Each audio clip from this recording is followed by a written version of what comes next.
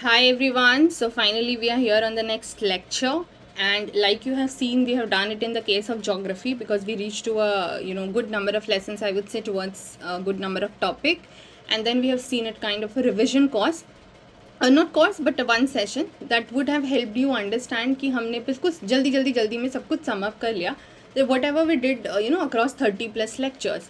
Here, although we have not reached to that much of a lecture, but because the subject is history, we will have to take pause in between of the lectures and see, reflect back on whatever we have done earlier and how it is related to the topic we are going to do further, because it is all about the stories. And therefore you see this heading of the backward and the forward linkages. These PYQs I'll do in the later part of the session. Don't worry about it, ये तो हमारा एक ritual है जो चलते ही रहता है, हमारा एक कॉमन सा चीज़ है. But here this backward and forward linkages is going to be very very handy for you. Just enjoy this as a story. ठीक है, this will just help you revise the content very very quickly, so that जो further की story आएगी आपके सामने, you will have a very clear picture in your mind. So we started this entire series with the lecture 1 talking about the approach towards preparing. So please do watch that lecture. इसको मैं यहाँ पे कोई revise नहीं करवाऊँगी because I have already explained you how do you prepare it using NCERTs and the advanced textbooks. Now when I've made this lesson, I have not only made it for modern Indian history, but I've also made it for ancient, for your medieval, for of course modern, for your world history, for post-independence portion, ठीक है, and little bit on art and culture because that is overlapping. तो वो सारा कुछ मैंने इस session में discuss किया है. Please do go and watch. This is the first lecture, आपको प्लेलिस्ट में सबसे ऊपर मिल जाएगा. और वहाँ पे I have given you that chronology also. So either you watch it और you just watch right now what I am doing with you. ठीक है, चलिए. Now when we started this entire story, now firstly understand जो आपका mains का syllabus है. If you can just थोड़ा सा clear, I don't know how much clear it is, but I think good enough for you to see what I wanted to show, that modern Indian history from about the middle of the 18th century until the present. तो चलिए present पे तो अभी नहीं पहुँचेंगे, but middle of the 18th century. Now when they give you these kind of terminologies, and even in the PYQs when they ask you based on the time frame, decades बोल देते हैं, centuries बोल देते हैं, first half बोल देते हैं, quarter बोल देते हैं. So it becomes difficult for you to firstly comprehend कि ये कौन से टाइम को लेके सवाल पूछ रहे हैं. आप आंसर तो तभी करोगे ना once you understand the question properly. So let's say if they are telling middle of the 18th century, so firstly I try to explain you that what this century is all about, right? The time frame, the periods. So 18th century is basically the time frames from your 1700 CE to 1790. I hope you know about this common era or anno domini, anything you say. And then 19th century, 20th century and the 21st century. ठीक है, तो 18th century के middle से they are asking you to start studying about this modern Indian history, which means let's say रफली the time frame of 1750s. ये इन्होंने बोला आपके सिलेबस में. But to understand what was happening in the 1750s, we need to understand what was happening before that. Of course we cannot go much beyond because then we'll move on to talking about the medieval time. तो क्या है, अब देखिए आपको ये भी समझना है कि यूजुअली जो हम मिडिएवल एरा का जो एंड समझते हैं that is with the decline of the Mughal empire. लेकिन डिक्लाइन एंड एंड में फ़र्क है. ठीक है, this topic of the Mughal empire if you talk about, it is very important to understand that if you are using the term decline, it means एक ढलाव शुरू हो रहा है, पतन शुरू हो रहा है. But when we say end, it is like अब ये ओवर. ठीक है, there is no existence for this empire. No when this end is when we talk about this end for the Mughal empire, इसको होते होते आपका 1857 या 58 आप बोल लोगे, वो टाइम लग गया था. ठीक है, ऑफिशियली 58 में हुआ. तो इसका ये मतलब तो नहीं है that we will study the modern Indian history from this phase, of course not. So we study it from the decline phase, जहाँ से चीज़ें गिरनी शुरू हुई. ठीक है, that is why the syllabus says like that. So it is very much important for us to understand the time between this 1700 to 1750s also, कि इस पीरियड में क्या हुआ. इसीलिए the initial few lectures are dedicated towards making you understanding कि आप पहले ये समझो कि इस पीरियड में क्या हो रहा है, उसके बाद ही तो आप ये समझोगे कि इसके फर्दर जो है वो आगे कैसे चीज़ें चेंज होनी शुरू हुई. And then in the further 100 years finally जो है वो आपका एंड हुआ उस मुगल एम्पायर का, इतना बड़ा एम्पायर जो बहुत लंबे सालों तक चला. So this is the first thing I explained you, and I also talked about the other periods which you can anyway see. Further than what I introduced you to this 18th century India, because your syllabus starts from here. Technically जो अभी मैंने आपको दिखाया that you have to study from the middle of the 18th century, But again, for that you will have to understand what was happening in this 18th century India. So what was happening, as we have seen this time frame, we have understood that in the first half of that 18th century, what was happening, the decline of the Mughal Empire had started. And that had started actually during the reign of Aurangzeb only, but after his death in 1707, which is very very initial year of your 18th century. I hope you understand. अगर आपकी century 1700 से शुरू हो रही है तो 1707 तो बिल्कुल इनिशियल टाइम है ना. सेंचुरी मतलब 100 साल का पीरियड. तो उस 100 साल में the first 7 years of course एक इनिशियल फेज में आएगा. So in that, when Aurangzeb died in 1707, things just started to deteriorate. So first half mein we try to understand these aspects. Then mid of the 18th century mein, because of the end of not end but decline of the Mughal Empire, we started to see that there were rise of autonomous states or regional powers. इस पे हम अभी आगे बात करेंगे, otherwise you will be confused. So just see this कि middle में ये हो रहा था. And then in the second half of the 18th century, you talk about a foreign power coming and then they are rising in their supremacy. This is how the story is going. अब हम देखते हैं हमने क्या किया. How did we figure out in the lecture series? So lecture 2 में what did I talk about? India on the eve of British conquest, which means जब British conquest हुआ उसके पहले एक शाम पहले इंडिया की क्या सिचुएशन थी. तो एक शाम नहीं होता है ना, ये तो लंबे पीरियड्स की बात होती है. तो कहने का मतलब होता है what was the situation in India before the arrival of the British. ठीक है, basically this is the idea. So उसके पहले ऑफकोर्स हमें मुगल एम्पायर के बारे में समझना होगा. So we started our discussion, which is actually a medieval topic, but to interlink it with the modern, because it is of course interlinked also, because the Europeans arrived during the time of Mughals. ठीक है, अभी आप देखोगे आगे जो हमने पढ़ा उसमें आप देखोगे they arrived during the period of Mughals, so we cannot take this into isolation. And therefore we started our discussion with the decline of the Mughal Empire, जिसमें first lecture I dedicated only to introduce you to those later Mughals. Now who are these later Mughals? Now see, अगर आप बात करते हो Babur was the founder of the Mughal empire से लेकर के औरंगजेब तक, and you should remember this sequence also सारे एम्पायर्स का. ठीक है, जो कि आपको मिडिएवल प्रीलिम्स में आता है, तो मतलब उस पोर्शन में काउंट होता है. So please do remember. But for the time being just see that इनको अगर हम बोलते हैं बाबर से लेके औरंगजेब तक, so we call them as the great Mughals. इनके टाइम पे Mughal empire was just reaching its height and सब कुछ बहुत अच्छा हो रहा था in terms of everything, administration, economy, you would say this architecture and all of that, सब कुछ बहुत अच्छा हो रहा था. बट लेटर फेज में क्या होने लगा, डिक्लाइन स्टार्टेड टू हैपन. सो औरंगजेब के डेथ के बाद से जैसा हमने देखा कि चीज़ें बहुत बिगड़नी शुरू हो गई. So all those Mughal emperors after Aurangzeb, ठीक है, are called as later Mughals, and that is what we have discussed here. So it's not that factually you don't need to remember the details of each and every Mughal emperor, the later Mughal emperor, but what you need to remember is कि हर Mughal emperor से related some important aspect which I have specifically I've just targeted that specific pointer in your note कि कोई भी इधर उधर की बात नहीं हुई है, आप बस उसको सीधा सीधा करोगे तो प्रीलिम्स में in case they ask you the question from this section, at least you will be able to answer. ठीक है. So when we have understood about those later Mughals and we saw that they were not efficient and capable enough to handle the Mughal Empire or manage it the way the earlier the great Mughals were doing, तो collapse start हो चुका था. And then in the next lecture we understood about the causes of the decline of the Mughal Empire, and this is the whole summary for that. Now in the lecture I have already explained you, आप आराम से lecture देखो. So every point का मैंने आपको detail notes भी दिए हैं, बताया भी है. ठीक है. So you have seen that there were challenges before the Mughals, and of course that led to the causes, that became the causes for the decline.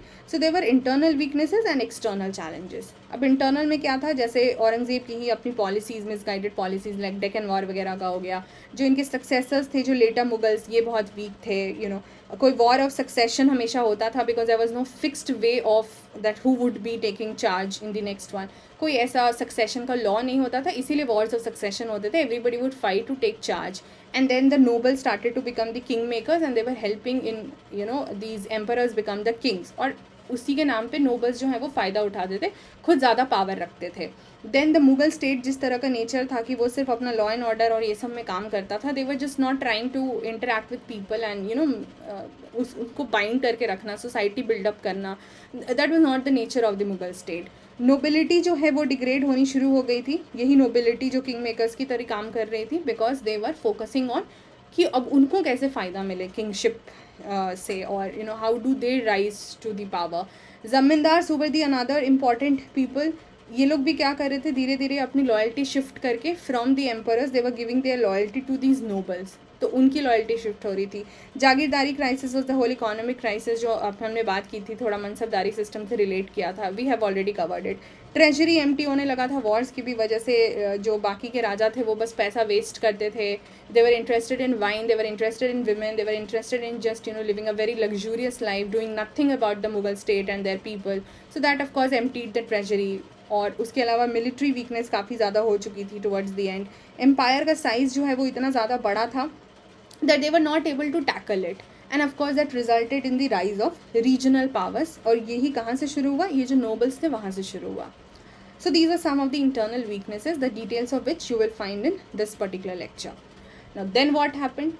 अब internal, when you have so many weaknesses, of course it is easier for any external power to attack you, you can say like that. अब उन external challenges में within India only there were some external powers, like let's say Marathas, very very important power, very supreme power, having that capability to actually replace the Mughals, but they could not because of their own sets of weaknesses. वो आगे हम देखेंगे, but still they had the capability. So ये rise होने लग गए. Then the external powers like Irani and Durrani, like Afghans and Nadir Shah and Ahmad Shah Abdali, हमने बात करी थी about these invaders. They started to invade, loot, plunder, ये सब होने लगा. यहाँ से खूब सारा पैसा लेके चले जाते थे, बार बार अटैक कर देते थे. And then the European powers, because they were finding a sea route towards the east, and they got India. ठीक है, मतलब इंडिया वाया होकर ही वो करना चाह रहे थे, और इंडिया और आपका इधर आइलैंड्स जो हैं आपके इंडोनेशिया वगैरह के, वहाँ पर वो स्पाइसेस लेना चाह रहे थे. देन इंडियन प्रोडक्ट्स में भी उनको फिर टेक्सटाइल पसंद आने लगा, so they started to come here. All of that is what we have talked about in the further classes. तो अब ये जो सारे चैलेंजेस हो रहे थे, that resulted in the decline of the Mughal empire. Then how did we proceed with the story? हमने क्या करना शुरू किया? हमने करना शुरू किया द सेकेंड हाफ. अब ये है ना, अभी जो 18th सेंचुरी आपको मैंने दिखाया कि फर्स्ट हाफ में डिक्लाइन हो रहा है, सेकेंड हाफ मिड में क्या हो रहा है? Rise of the autonomous states और द रीजनल पावर्स. तो यही हमने यहाँ पर देखा है, the rise of the regional states. इसको मैंने further I have divided it into सब parts because that was a very lengthy topic. So we have understood about that, okay, because of the weaknesses, the regional powers started to assert their independence, but they were not able to directly challenge the authority of the Mughal. So they had certain things under the Mughal and certain things they were doing by themselves. And then we got to study about the three different kinds of states which are shown in these maps also: successor state, new state and independent state. And these are the major characteristic features of these states and certain examples. तो ये आपको बहुत clear होना चाहिए. For example if they ask you Marathas belong to which kind of category, you should know the new states. ठीक है, and there were certain common characteristics of all these kind of states. Now what were those common characteristics? But before understanding that, actually let's try and understand कि why despite of these regional states. Regional मतलब India में ही, Indian subcontinent में ही, but अलग अलग reason में, अलग अलग रीजन में, ईस्ट हो गया, नॉर्थ हो गया, वेस्ट हो गया, सेंट्रल हो गया, साउथ ईस्ट हो गया, जो भी है अलग अलग रीजन में, they were trying to emerge and they emerged, and so many powers, you see the numbers, like so many powers were there, but none could take place of the Mughal Empire. Mughal empire was having this vast territory under their control. थोड़ा बस इनका इधर south का रह गया था, उसके अलावा they were having this vast territory under their control, almost whole of the subcontinent. Now the question is कि if Mughal power was like that, why no other Indian power could take over that. ठीक है, Mughals के तो अपने reason से वो लोग decline करना शुरू कर गए बिकॉज ऑफ देयर वीकनेसेस, वहाँ तक तो हम समझ गए. बट इतने सारे पावर अराइज होने के बावजूद, and they were great powers, still overall in the Indian subcontinent none could rule, which gave an opportunity to the outsiders like British to take over. यही तो समझना है. ठीक है, so all these three different kinds of states, अब इनके पास कुछ common चीज़ें जैसे क्या थी?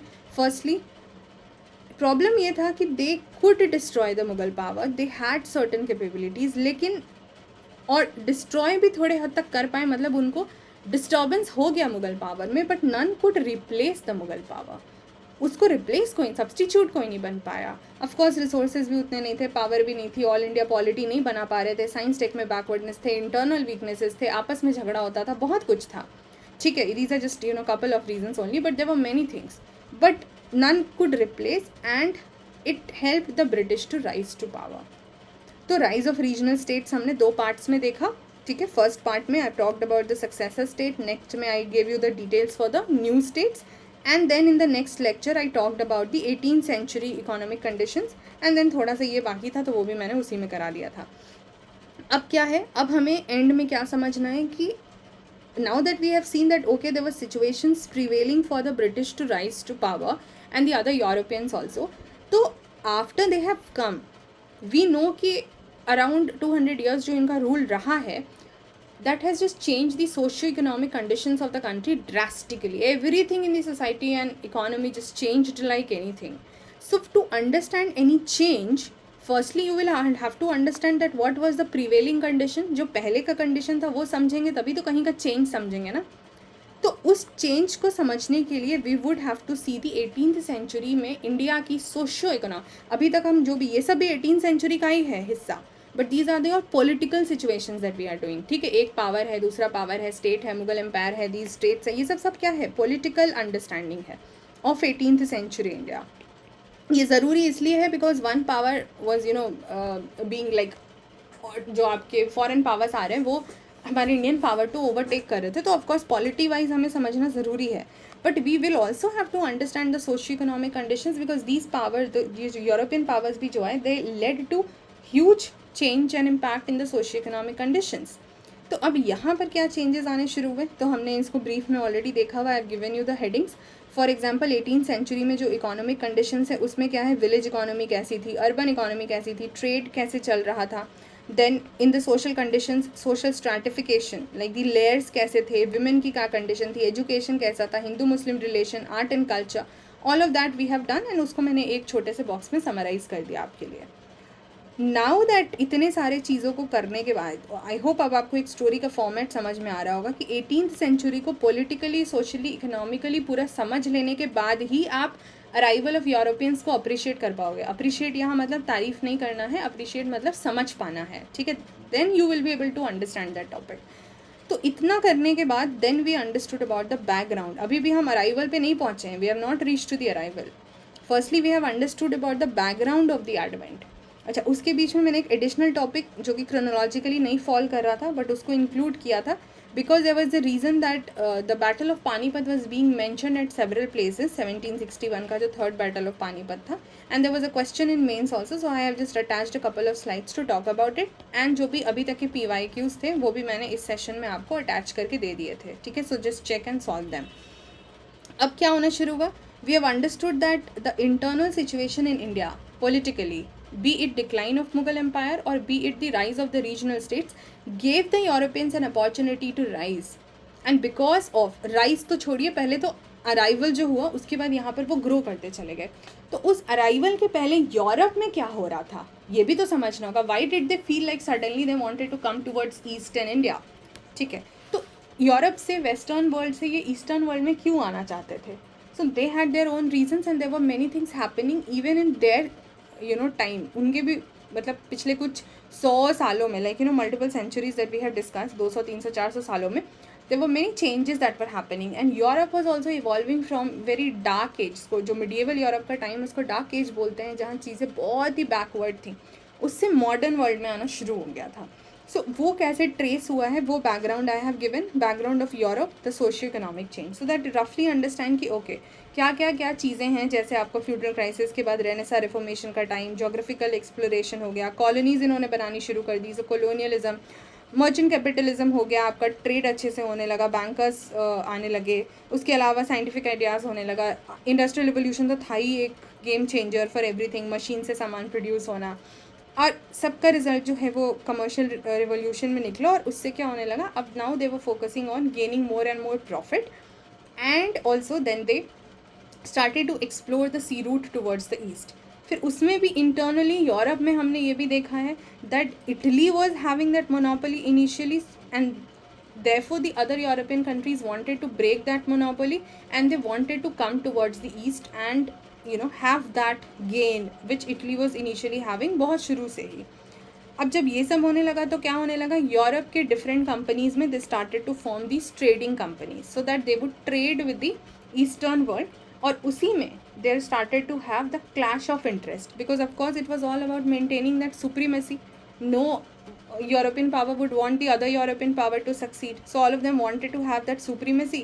The clash of interests result because everybody was interested in the same things, but none wanted to, allow the other person to have that supremacy. So that led to the struggle, and that made the English East India Company as victorious. So in the next lecture, then what did we understand? Ki how did they arrive? So advent or arrival of Europeans in India.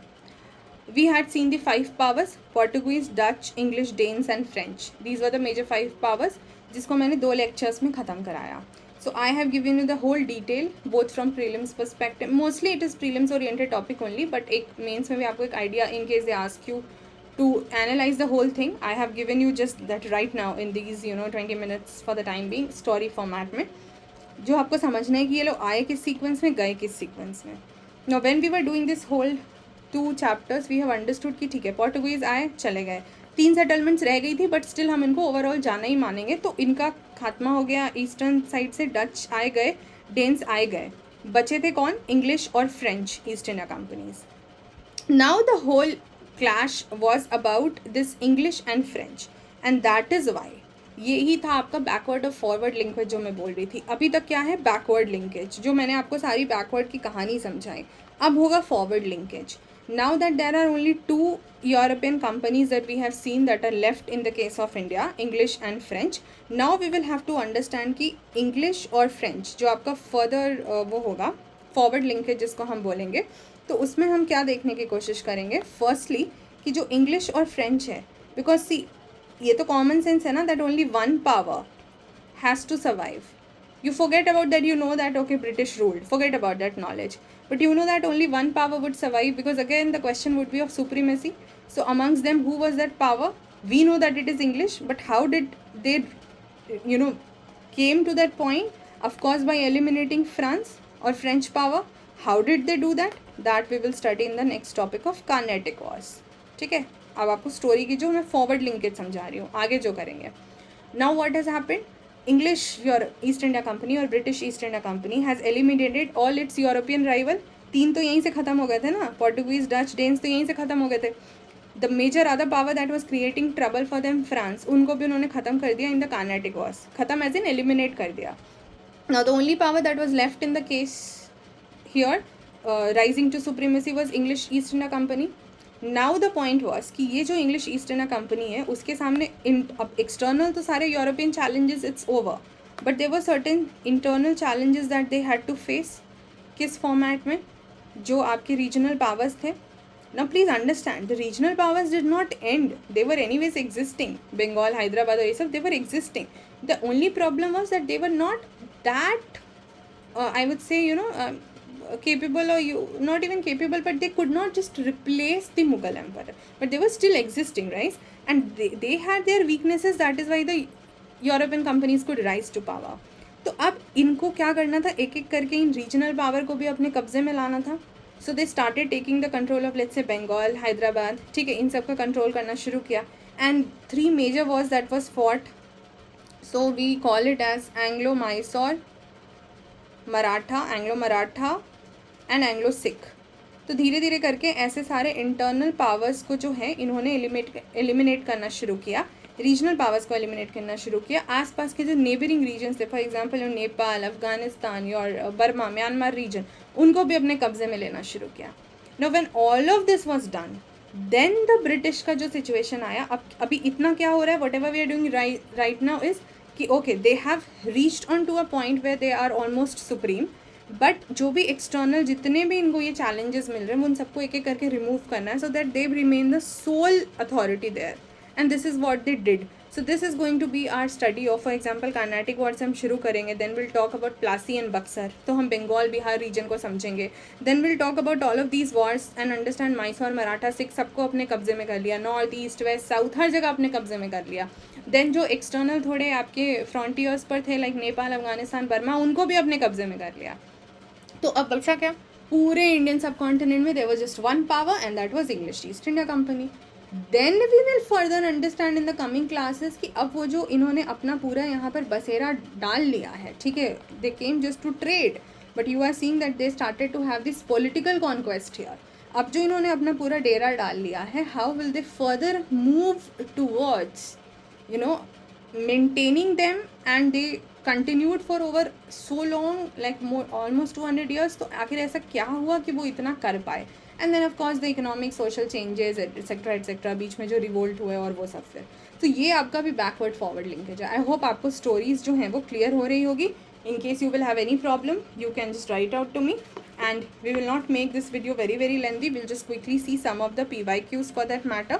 So let's start with the जो भी आपके अभी advent of Europeans, उसमें बहुत ज़्यादा questions नहीं है, तो आपको घबराना नहीं है. Let's just spend a couple of more minutes and finish it off, so that जब हम नया topic करेंगे तो हमारे पास पुराना कोई baggage नहीं होगा. ठीक है? So the same methodology you will use. You will pause the video and try and answer this question. This is latest question 2021 में जो आया हुआ था, that in the first quarter of 17th century. Now you understand why this century knowledge was important. तो अब आपको पता है कि हमने जो भी century, जो मैंने आपको वो सारी चीज़ें पढ़ाई थी. Just a moment, I have just shown you that, right? That is so important to decode not only the prelim syllabus but also the main syllabus, because this is how the language that they use. So ये जो मैंने I have just started from the 18th century, but I don't think आपके लिए difficult होगा. You can understand it from, of course, इसके पहले आप 17th century कर लोगे तो वो 1600 से शुरू हो जाएगा, क्योंकि ईस्ट इंडिया कंपनी बनी कब थी? ब्रिटिश ईस्ट इंडिया कंपनी 1599 में बनी थी, और 1600 में it got the exclusive trading privilege. I hope ये वाली चीज़ जो है वो सबको याद रही होगी. You have not forgotten that. In case you have, I will just quickly show that to you. This is what we did. 1599 में फॉर्म एंड 1600 में got the royal charter of Queen Elizabeth exclusive trading privilege. ठीक है, तो ये हम कर चुके हैं. इसीलिए आपको फर्स्ट क्वार्टर की बात हो रही है. फर्स्ट क्वार्टर का क्या मतलब है? रफली the time period, quarter is like 1/4. So 17th century मतलब 1600 से 1699, and the first quarter they are asking means रफली 1600 से 1625 के बीच में. Means the initial few years is what they are asking. So they are telling that initial उस time में which were the factories. You know what are factories? ठीक है, you can write in the comment section. East India Company located कहाँ हुई थी? Now थोड़ा सा tricky question है, because it's not always important कि हम ये सब याद रखें, और ये तो नाम भी यहाँ इन्होंने थोड़ा सा confusion के हिसाब से दे दिया है.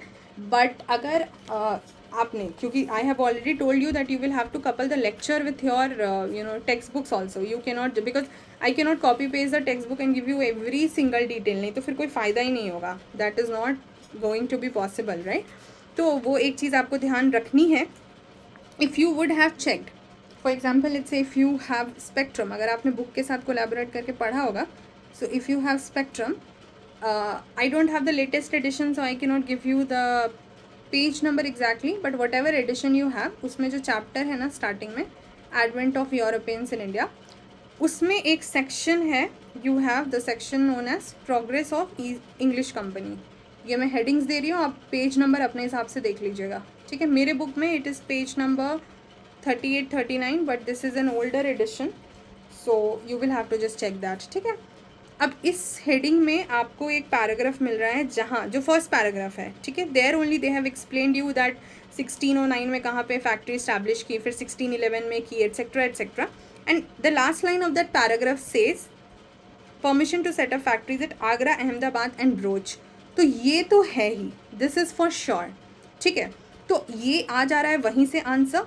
और अब बचता है कि क्या, क्योंकि one has to be there, तो ये दो are anyways eliminated.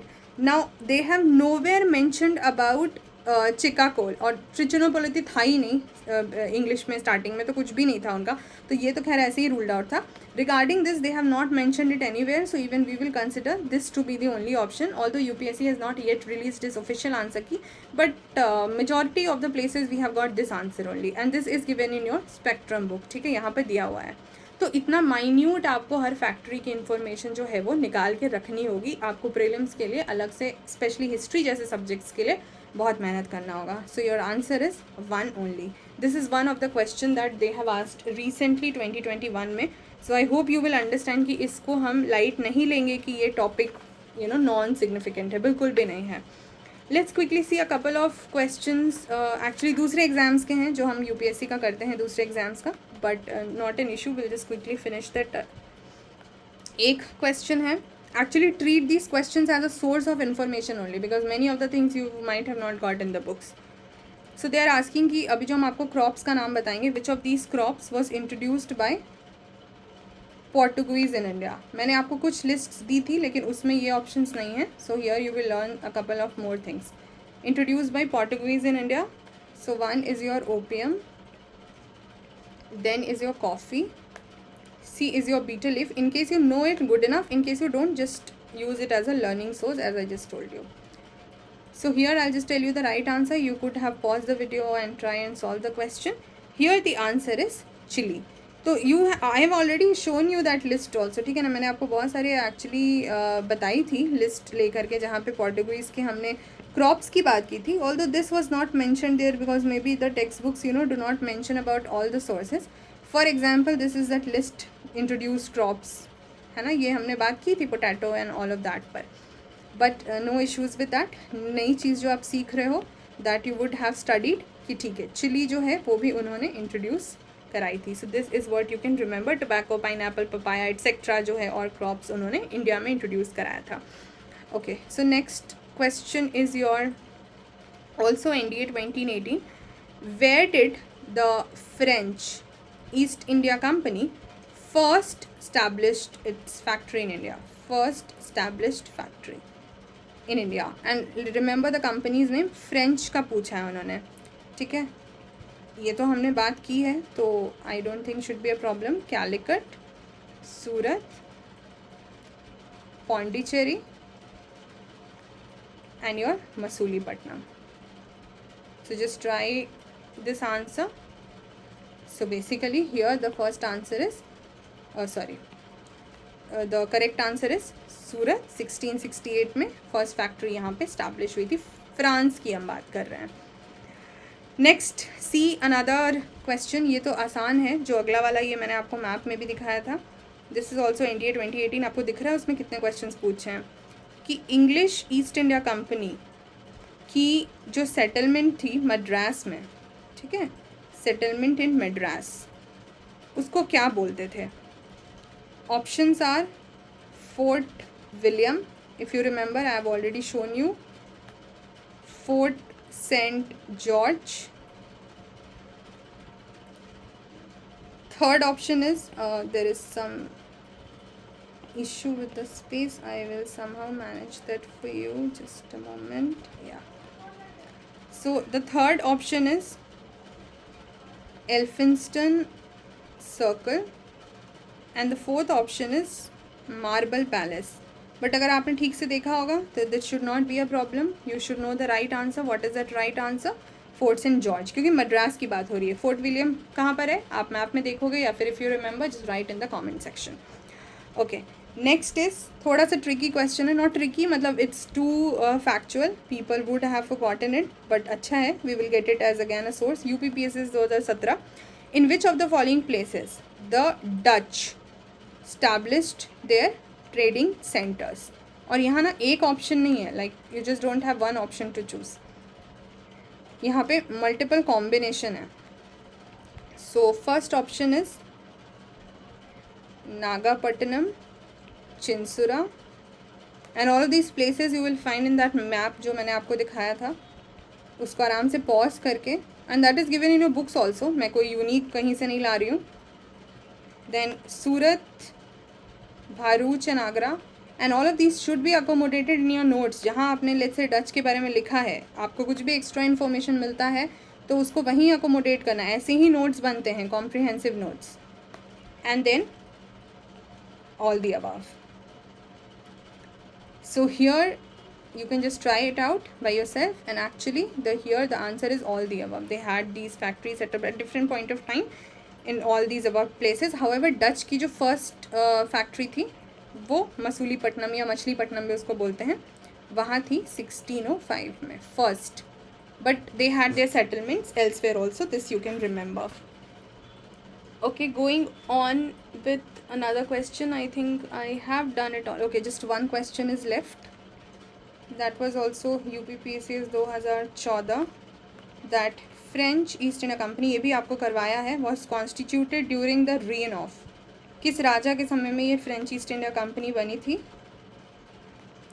Louis 14, Louis 13, 15 और 16. So this I have already done with you. I hope you remember we have done. It was Louis 14. तो इसमें तो कोई confusion नहीं होना चाहिए था. If I will again just quickly show you that.